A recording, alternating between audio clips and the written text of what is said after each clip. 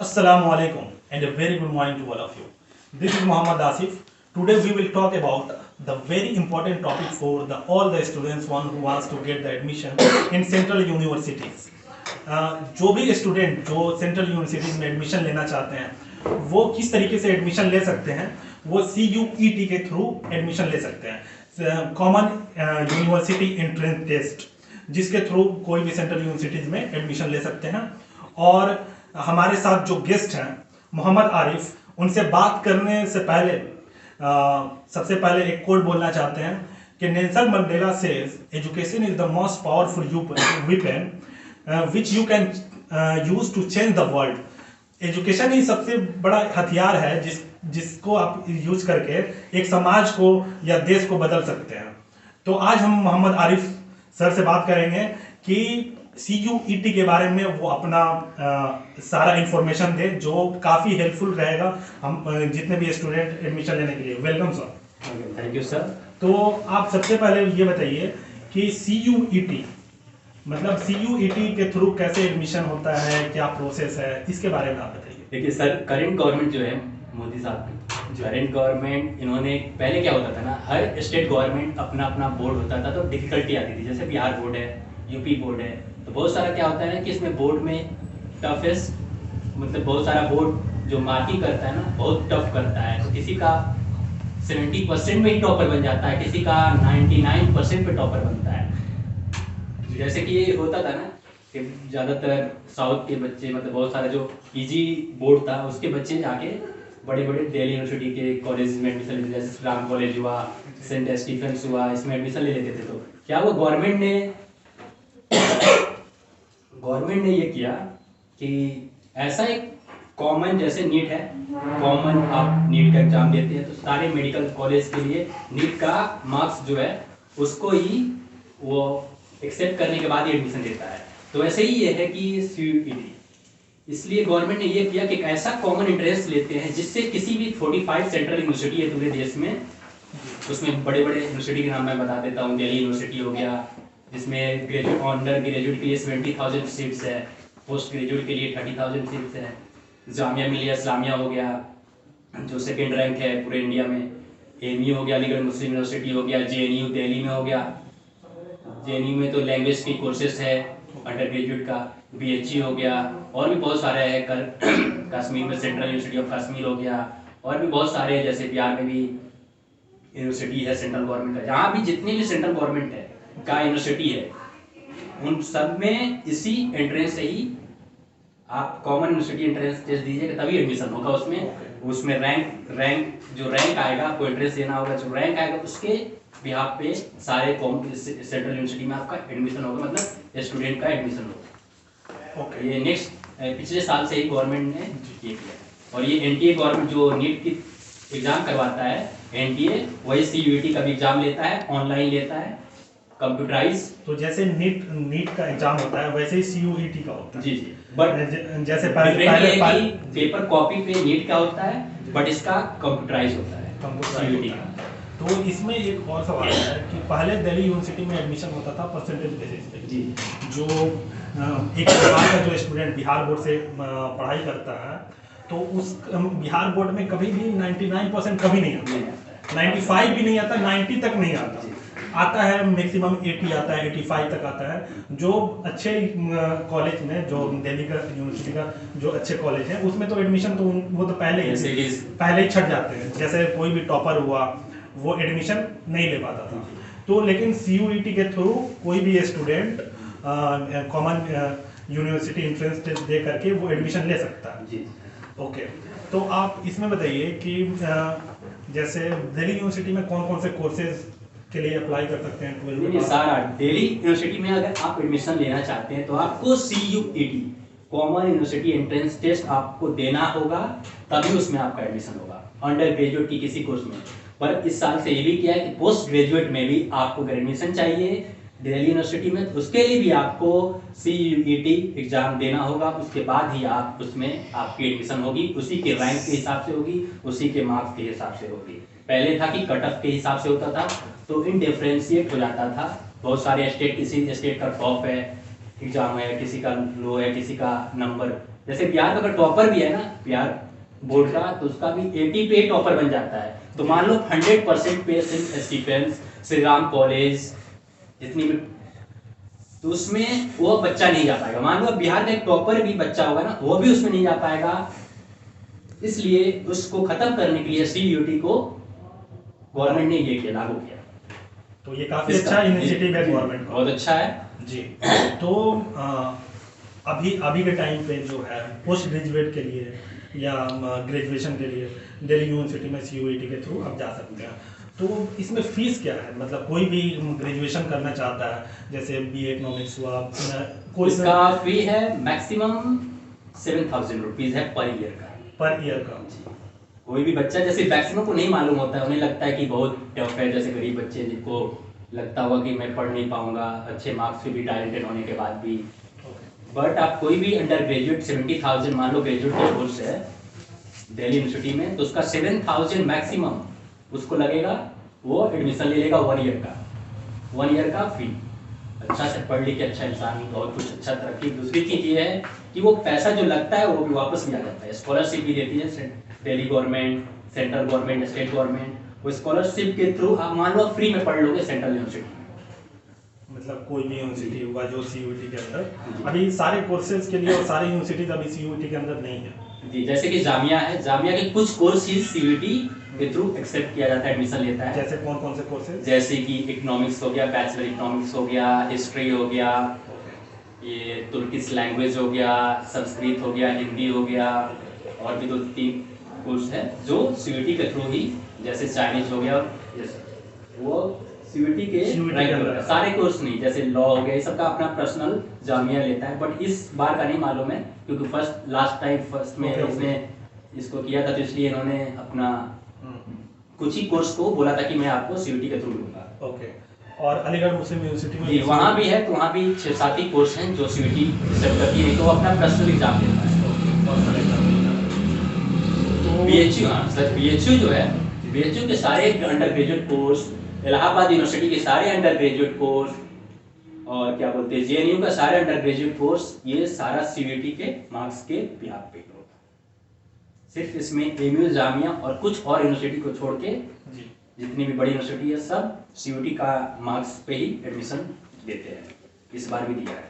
तो अगर कोई स्टूडेंट लॉ करना चाहता है तो अभी कौन सा ग्रेजुएशन में एडमिशन लेकर के कम पैसे में वो एडमिशन लेकर के पढ़ाई कर सकता है सीयूईटी के थ्रू? कौन कौन सी यूनिवर्सिटी है? जैसे इलाहाबाद यूनिवर्सिटी है, बट उसका फी 60,000 है पर ईयर का। ओके। बट आपको स्कॉलरशिप मिलता है, ये सब मिलता है, तो उसके बाद आपका कम हो जाएगा। बीएचयू है, उसमें भी सीट कम है, 30 है, बट उसका भी 40,000 सेल्फ फाइनेंस का कोर्स है। ठीक है। उसके अलावा हो गया बिहार की एक यूनिवर्सिटी है, उसमें फी कम है, सेंट्रल गवर्नमेंट का ही है।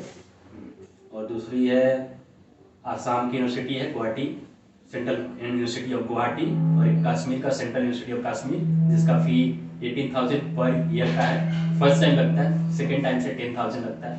एक कश्मीर यूनिवर्सिटी है। 18,000 यानी 18,000 रुपये लगते हैं जी 1 ईयर के। और जैसे सेंट्रल यूनिवर्सिटी जामिया मिलिया इस्लामिया हुआ या अलीगढ़ मुस्लिम यूनिवर्सिटी हुआ, उसमें काफ़ी कम लगते हैं, जो हमने पिछले वीडियोस में भी बात करा था। तो इसमें आप ये बताइए कि सीयूईटी तो का फॉर्म में है कि वो सीयूईटी के बिहार मार्क्स पे नहीं देते हैं, वो एक्सेप्ट सीयूईटी उनका पर्सनल एग्जाम देते हैं लॉ के लिए। ओके। एमयू, जामिया पर्सनल लेते हैं एग्जाम, उसके बाद देते हैं एग्जाम। तो सीयूईटी का फॉर्म कब आता है? सीयूईटी का फॉर्म फरवरी लास्ट में आ जाएगा। फरवरी लास्ट में। और एनटीए ये सीयूईटी के वेबसाइट पे जी जो एनटीए एग्जाम कंडक्ट करेगी, उसका सारे स्टेट के सारे डिस्ट्रिक्ट में उसका सेंटर रहता है। यहाँ तक एक छोटा सा डिस्ट्रिक्ट ही है, वहाँ भी उसका सेंटर होगा। ठीक है। ओके।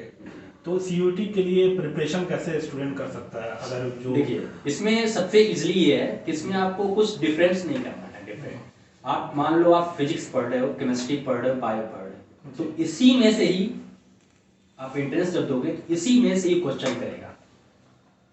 और सब होता है यूनिवर्सिटी कि आप पढ़ रहे हो कुछ और, क्वेश्चन जनरल पेपर पे करेगा।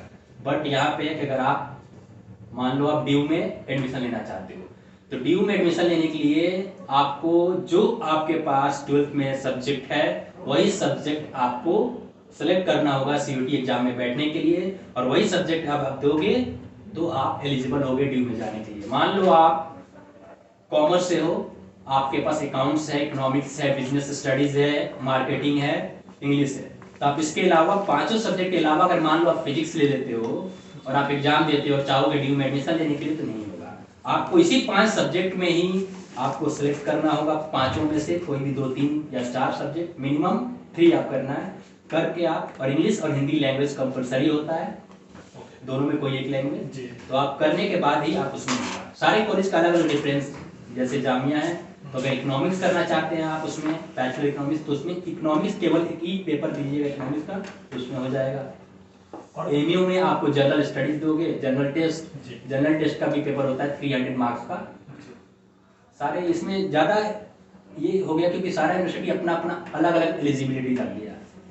नीट में लेकिन अगर सारा जितने भी कोर्सेज हैं, अगर सारे कोर्सेज अगर सीयूटी के अंदर आ जाते हैं तो ये काफ़ी बेनिफिट होगा कोई भी स्टूडेंट। जी, बेनिफिट इसलिए होगा क्योंकि वो सिर्फ सारे यूनिवर्सिटी में फॉर्म अप्लाई नहीं करना होगा जी, पहली चीज जी। दूसरी चीज कि ये आप एक एग्जाम दोगे और सारे जैसे कि आप सिंपल आपको समझा रहा हूँ, नीट एग्जाम जब देते हो एक ही तो एक पेपर देते हो, एक ही बार एंट्रेंस देने जाते हो, एक ही बार आपकी खर्च लगती है जी जी। तो आप एक बार दिए, सारे जितनी भी मेडिकल कॉलेज है सब में आप एलिजिबल हो गए एडमिशन लेने के लिए। वैसे ही सेम सीयूटी है, आप एक एग्जाम दिए, सारे सेंट्रल यूनिवर्सिटी, यहाँ तक सिर्फ सेंट्रल यूनिवर्सिटी नहीं, state government university, private university भी एक्सेप्ट कर रही है इस रैंक को एडमिशन लेने के लिए। जैसे प्राइवेट यूनिवर्सिटी एमईटी हो गया, वो भी रैंक, सरदा यूनिवर्सिटी हो गया, हफदत यूनिवर्सिटी हो गया, डीन सेंट्रल यूनिवर्सिटी है जिसमें हाफ हाफ होता है, सेंट्रल गवर्नमेंट भी कुछ फंड देता है, कुछ खुद का भी। तो उसमें क्या है कि ये भी सब एक्सेप्ट कर रहे हैं सीयूटी का। तो इससे हम ये इंटरव्यू से हम लोगों को पता चला कि कोई भी अगर बिहार में अगर कोई भी गरीब बच्चा है जो हायर एजुकेशन के लिए, क्योंकि यहाँ पे क्या है कि 10th और 12th के बाद ज़्यादातर स्टूडेंट पढ़ नहीं पाते हैं क्योंकि उनके पास एक इन्फॉर्मेशन नहीं होता है कि कम पैसे में भी पढ़ा जा सकता है। तो उनके लिए बता दे रहा हूँ, अभी तो उन पे आए नहीं, तो उनके लिए है कि अगर बहुत कम पैसे जी, तो आप सबसे अच्छा है आप एमयू और बीएचयू को टारगेट कीजिए जी। एमयू में है कि आप 1000 रुपीज़ अगर आप हॉस्टल का भी देते हैं, आप उसमें आपको खाने पीने का रहने का हर चीज़ हो जाता है 1000 पर मंथ में, और वो भी पैसा गवर्नमेंट के थ्रू आ जाएगा आपको वापस। 6000 पर ईयर का फी होगा। मतलब मान लो आप एमयू बीएचयू में फ्री में पढ़ लोगे, एमयू में तो पढ़ लोगे गारंटी है, पर बीएचयू का फी थोड़ा ज़्यादा है हॉस्टल का, 30,000 पर ईयर का हॉस्टल का है जी जी। और जितना भी फीस देते हैं वो स्कॉलरशिप पे वापस जी जी, स्कॉलरशिप पे वापस आ जाएगा। तो हम लोग आप मान लो डिप्लोमा करना चाहता है कोई बच्चा, मान लो 10th कर लिया और 10th के बाद वो डिप्लोमा करना चाहता है, तो आप एमयू में अप्लाई करो आप आप जामिया में भी अप्लाई कर सकते हो, उसका फी आपको 10,000 है पर ईयर का, और भी मान लो स्कॉलरशिप पे आप अप्लाई करो वो पैसा वापस आ जाएगा, मतलब फ्री में आप पढ़ लिए। हॉस्टल में रहने का है तो आपका रहने का कितना है 1000 पर मंथ, पर मंथ का 1000 है एमयू का, और जामिया का 3-4 मतलब एमयू में कोई हॉस्टल चार्ज भी नहीं लगता, सिर्फ खाने का 1000 रुपये लगता है मंथली। तो इसमें हम लोगों को पता चला कि जो भी 10th और 12th के बाद काफ़ी ज़्यादा स्टूडेंट हमारे बिहार में वो बहुत सारे स्टूडेंट 10th और 12th के बाद छोड़ देते हैं पढ़ाई। लेकिन अगर वो फर्दर स्टडीज हायर एजुकेशन के लिए अगर चाहते हैं, पढ़ना चाहते हैं, अगर इच्छा है, मोटिवेशन है, तो वो इंट्रेंस का प्रिपरेशन करके, इंट्रेंस दे करके अपने क्वालिफाई हो करके जा करके वहाँ पे पढ़ सकते हैं। और वहाँ पे क्या है कि 1000 रुपये आपको लगेगा सिर्फ खाने पीने का, 3 वक्त का खाने भी मिलते हैं, नाश्ता, फिर से लंच डिनर वगैरह सारा कुछ, और हॉस्टल चार्ज नहीं लगते हैं वहाँ पे, और फी भी लगते हैं। तो जैसा कि इन्होंने बताया 7,000 रुपये लगते हैं, 1 साल के फीस जो 7,000 रुपये लगते हैं, और वो भी पैसा जो है आपको स्कॉलरशिप के थ्रू वापस आ जाता है। जी सर, मैं इसमें ऐड करना चाहता हूँ, जैसे कि आप माइनॉरिटी कम्युनिटी का मैक्सिमम बच्चे ऐसे होते हैं जो 12th के बाद वो पढ़ाई छोड़ देते हैं, तो उनके लिए मैं कहना चाहूँगा कि आप मान लो आप मैथ्स स्ट्रीम से हो, साइंस में मैथ्स आपने लिया, तो आप बीटेक करना चाहते हो बीटेक, तो बीटेक में आप एमयू का आप अगर एंट्रेंस देते हो तो वहाँ पे 10,000 फी, सिलेबस सेम होगा जो आप पढ़े हो साइंस में, 10,000 फी है 1 ईयर का, वो भी आपके उसके स्कॉलरशिप से मिल जाएगा। जामिया का भी 12,000 है उसका भी स्कॉलरशिप से मिल जाएगा। मतलब फ्री में आप पढ़ सकते हो। ऐसा नहीं है कि पैसे से ही, ये सेंट्रल यूनिवर्सिटी बनाई गई है गरीब बच्चों के लिए। तो हम लोगों को काफ़ी इंपॉर्टेंट इन्फॉर्मेशन आज जो मिली है, जो कोई भी स्टूडेंट अगर आगे हायर स्टडीज़ करना चाहता है वो CUET के थ्रू जाकर के एडमिशन ले सकता है। और इसमें ये है कि जो पैसा है वो रुकावट नहीं बनना चाहिए किसी के लिए भी, इसीलिए सेंट्रल यूनिवर्सिटीज़ बनाए गए हैं जो जा करके वहाँ पे अपना एडमिशन लेकर के एंट्रेंस के थ्रू पढ़ाई कर सकते हैं। और लास्टली हम इंटरव्यू एंड करेंगे। I will and up my interview with a quote of APJ Abdul Kalam: difficulties in your life do not come to destroy you, but to help you realize your hidden potential and power. Let the difficulties know that you too are difficult. Thank you so much guys for watching this video. Thank you. Thank you sir.